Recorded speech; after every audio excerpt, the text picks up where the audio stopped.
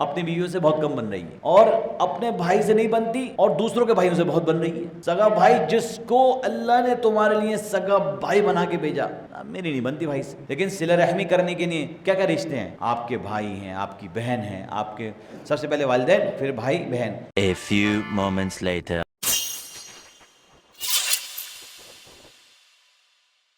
میرے بھائیوں بزرگوں، ایسا رحیم خدا کسی کو ڈھونڈنے سے کسی کو تصور میں بھی نہیں، کہیں مل ہی نہیں سکتا تھا۔ ہمارے لیے رب کریم نے اتنی چیزوں کا ذکر کیا ہے کہ تمہارے لیے ہر نعمت تیار ہے، لیکن ہم سب سمیت دنیا کی شان و شوکت میں، دنیا کی کشش میں ایسے کھوئے گئے کہ ہم نے اپنے رب کو، رب کے کلام کو اگنور کر دیا۔ رب نے کہا تھا مجھ سے تعلق جوڑ لو، کسی سے تعلق جوڑنے کی ضرورت نہیں ہے۔ اس کا مطلب یہ نہیں ہے کہ سب سے تعلق توڑ لے، لیکن رب سے ساتھ تعلق جوڑ لو گے، سب اپنے آپ جڑ جائے گا۔ اب حدیث ایک اور، ان ابلیس یضع عرشہ علی الماء ثم یبعث سرایاہ، کہ جب ابلیس اپنا تخت رکھتا ہے پانی پر اور وہ اپنی فوجوں کو بھیجتا ہے بہکانے کے لیے، فیجیء احدہم، اور لوٹ کے آتے ہیں اور کہتے ہیں ما ترکتہ حتی فرقت بینہ وبین امرأتہ واخیہ فبدینہ منہ ویقول نعم انت، پھر وہ کہتا ہے اپنے پانی پر، اپنے فرش یعنی اپنے تھرون پر بیٹھنے کے بعد کہ بتاؤ بھائی تم جاؤ اور بہکا کے آؤ پوری امت کو۔ تو جب لوٹ کے آتے ہیں اور کہتے ہیں کہ میں نے ایک بیوی کو ایک شوہر سے الگ کر دیا اور ایک بھائی کو دوسرے بھائی سے الگ کر دیا، یہاں تک کہ ابلیس کہتا ہے آجا قریب گلے لگ جا مجھ سے، کہ تو نے یہ دو کام بڑے مبارک کیے۔ آج بیویوں سے بہت کم لوگوں کی بنتی ہے، اپنی بیوی سے بہت، اوروں کی بیوی سے بہت بن رہی ہے آج کل لوگ، اپنی بیویوں سے بہت کم بن رہی ہے، اور اپنے بھائی سے نہیں بنتی اور دوسروں کے بھائیوں سے بہت بن رہی ہے۔ سگا بھائی جس کو اللہ نے تمہارے لیے سگا بھائی بنا کے بھیجا، میری نہیں بنتی بھائی سے۔ ایسا نہیں ہے کہ آپ ہی کی غلطی ہے، دونوں کی طرف سے غلطی ہے کہ سگے بھائی سے نہیں بنتی، سگے بھائی سے زیادہ بنتی کس سے؟ اس سے جو آپ کا دوست ہے، منہ بولا بھائی ہے، یعنی خداوند کے بنائے ہوئے رشتوں میں وہ جان نہیں۔ جیسے اپنی بیوی نہیں لگ رہی، دوسری بیوی کی سب کو اچھی لگ رہی ہے، اور اپنا بھائی اچھا نہیں لگ رہا، دوسرا بھائی سب کو اچھا لگ رہا ہے، تو شیطان اور ابلیس اس کو مبارکباد دیتا ہے اور کہتا ہے کیا کام کر کے آیا ہے، کیا کام کر کے آیا ہے۔ اور قرآن کی ایک اور آیت فرمایا فَهَلْ عَسَيْتُمْ أَن تُوَلَّيْتُمْ أَن تُفْسِدُوا فِي الْأَرْضِ وَتُقَطِّعُوا أَرْحَامَكُمْ أُولَٰئِكَ الَّذِينَ لَعَنَهُمُ اللَّهُ فَأَصَمَّهُمْ وَأَعْمَىٰ أَبْصَارَهُمْ۔ تم سمجھ لو کہ اگر تم اللہ کی طرف سے بے متوجہ ہو گئے، یعنی اللہ کی طرف سے تم نے اپنی توجہ ہٹا لی، تو کیا ہوگا؟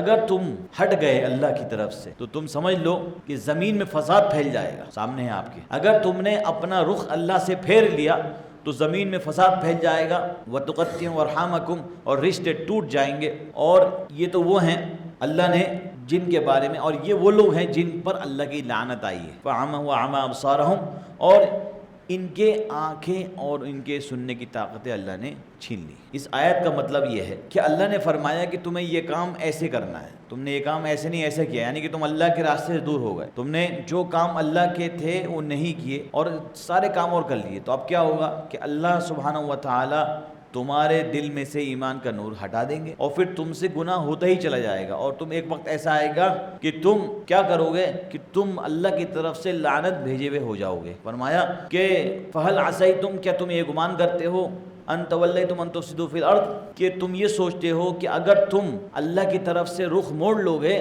تو تم کامیاب ہو جاؤ گے؟ تو بتائیں ہوگا کیا کہ تم زمین میں فساد ہوگا۔ فساد کا مطلب یہ نہیں کہ لڑائی جھگڑا ہوگا، یعنی کہ ہر طرف عجیب سی ناشکری کا ماحول ہوگا، ہر طرف عجیب سا ماحول ہوگا۔ وَتُقَطِّعُوا أَرْحَامَكُمْ، اور رشتے کی ایسی تیسی ہو جائے گی، رشتے سارے ٹوٹ جائیں گے۔ أُولَٰئِكَ الَّذِينَ لَعَنَهُمُ اللَّهُ، اور یہ وہی لوگ ہیں جن پر اللہ نے لعنت بھیجی ہے اور ان کی سننے اور دیکھنے کی طاقت کو ختم کر۔ اب آخری بات، اکثر ہمارے ذہنوں میں یہ خیال آتا ہے کہ ہمارے پاس رزق نہیں ہے، مطلب رزق کا مطلب ہمیشہ مال و دولت سے مراد نہیں ہوتا، کھانے پینے سے مراد نہیں ہوتا، بیوی کا بھی رزق ہے، بچوں کا بھی رزق ہے، گھر کا بھی رزق ہے، صحت کا بھی رزق ہے، یعنی ہر چیز آپ کے پاس جو کچھ ہے، جتنی نعمتیں ہیں وہ سب رزق ہیں۔ کوئی چاہتا ہے کہ میرے رزق میں برکت ہو تو وہ کیا کرے؟ تو وہ سب سے زیادہ صلہ رحمی کرے، جتنی صلہ رحمی کرے گا اتنا رزق بڑھے گا، اور جتنی صلہ رحم کم کرے گا اتنا رزق کمزور ہوگا۔ اب صلہ رحمی کی مثال یہ، دو بھائی ہیں، بہت اچھا کاروبار کرتے ہیں، ایک کے ذہن میں یہ خیال آئے یار میں تو یہ کام اکیلے بھی کر سکتا ہوں، دوسرے کے ذہن میں بھی خیال ہے میں بھی یہ کام اکیلے کر سکتا ہوں۔ اب وہ کیا کریں؟ کہتے بھائی نہیں، ہم اپنا کام الگ الگ کریں گے، ٹھیک ہے، الگ ہو جائیں گے، لیکن جب وہ الگ ہوں گے اس گمان کے ساتھ کہ وہ ترقی کر لیں گے۔ دیکھیے یہ بات یہ سمجھ لیجیے، اگر کوئی ناجائز کوئی کر رہا ہے کسی کے ساتھ تو وہ یہاں پہ اپلائی نہیں کرے گا۔ بھائی اگر کوئی کسی کا ایک بھائی مل کے مستقل کسی کا نقصان کر رہا ہے پھر یہ حکم نہیں آئے گا، لیکن عام حالاتوں میں جب کہ سب کچھ صحیح ہے اور پھر بھی یہ ذہن میں یہ خیال آیا بس اس بات پر کہ میں اپنا مال اس کے ساتھ کیوں بانٹوں، کیونکہ سارے کام تو میں کر سکتا ہوں اور مجھے اس کی کیا ضرورت۔ تو یہاں پر یہ والی آیت ذہن میں فوراً بٹھانی ہے کہ مجھے اللہ نے کہا ہے کہ میں جتنی زیادہ صلہ رحمی کروں گا اتنا میرا رزق بڑھے گا۔ آج ایک بھائی دوسرے بھائی کے ساتھ مال بانٹنے میں دور ہے، جھگڑوں کی لسٹ ہے، وکیل اور کورٹ لائن لگائے ہوئے ہیں، کیوں؟ کیونکہ بھائیوں کا آپس میں وواد ہے، آپس میں مسئلے ہیں۔ حالانکہ وہ اس آیت سے بہت دور ہو گئے، وہ کہتے ہیں کہ اگر میں صلہ رحمی کروں گا تو سب سے زیادہ میرا رزق بڑھے گا۔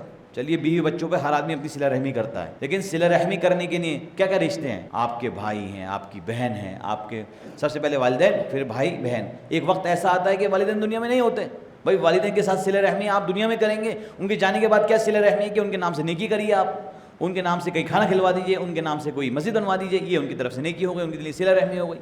لیکن جو زندہ ہے آپ کا بھائی، اگر آپ یہ سوچ لیں کہ جو مال آپ کو اللہ نے عطا کیا ہے آپ اسے اپنے بھائی کے ساتھ بانٹ رہے ہیں تو آپ صلہ رحمی کر رہے ہیں، اور جب آپ صلہ رحمی کریں گے تو آپ کا مال بڑھے گا، آپ کا مال کیا ہوگا؟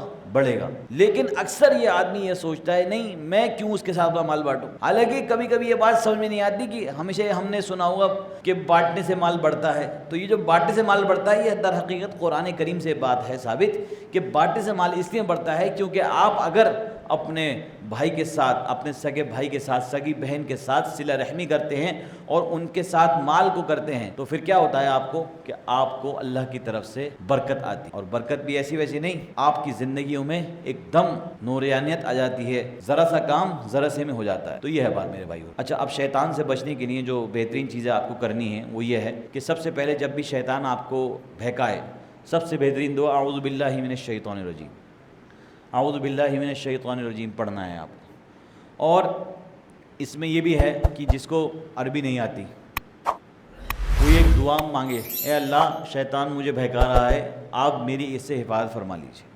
یہ آپ تو بول سکتے ہیں، آپ دل میں نیت بھی کر سکتے ہیں۔ اور ایک دعا یہ ہے، اے اللہ شیطان اور میرے درمیان آپ آڑے آ جائیے۔ شیطان اللہ کو بہکا سکتا ہے؟ نعوذ باللہ من ذالک، نہیں بہکا سکتا۔ تو اے اللہ تعالیٰ شیطان اور میرے درمیان آپ آڑے آ جائیے اور شیطان مجھ پر کبھی ہتھیار اپنا نہ چلا پائے۔ اللہ تعالیٰ یہ بھی دعا کری دل میں کہ اے اللہ، میں نے یہ ساری عربی کی دعا ہیں، اللہ اعوذ باللہ السمیع العلیم من الشیطان الرجیم، اللہم حالب بینہ و بین الشیطان وساویہ، یہ ساری دعائیں عربی میں ہیں لیکن میں آپ کو ان کا ترجمہ بتا رہا ہوں تاکہ آپ کو ذہن میں یہ بات رہے۔ جو آپ کا دل چاہے کہ اللہ تعالیٰ شیطان سے میں بچنے کے لائق نہیں ہوں، مجھے شیطان سے بچا دیجئے، میں یہ نہیں کر سکتا، اللہ سے آپ مانگیے، اور آپ ان قریب اللہ سے مانگیں گے تو انشاءاللہ اللہ آپ کے لیے بند راستے کھول دے گا۔ اللہ ہمیں اور آپ کو عمل کرنے کی توفیق عنایت فرمائے۔